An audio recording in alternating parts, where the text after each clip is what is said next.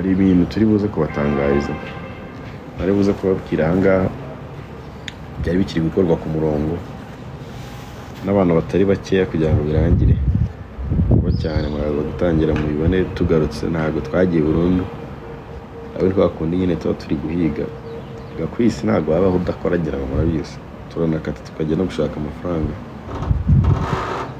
tukagaruka no mu bindi bintu.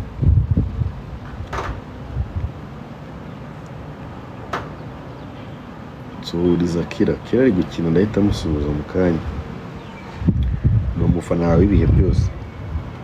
Ariko se we buriya hari abantu bifuza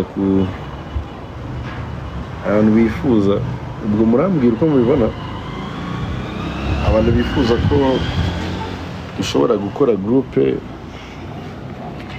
tukaba dushobora no gusangira anytime dufite akanya, mwambwire muri comment mubwira ati turabyifuza tunabicreating ibyo dukore groupe. Hari abantu bacu b'imuramutima bifuza ko twanahura tukaba twanasangira cyangwa tukaba twanibwirana, ushobora gutegura groupe nko muri kwa 12 tukareba ukuntu duhura. Ntabwo twabura nkangahe dushyira hariya tugasangira, nta kintu bibaye.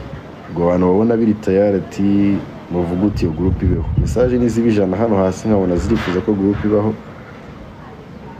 turabikora nk'uko n'izindi kampani zibigira. Hari igihe nyambyirinda kuko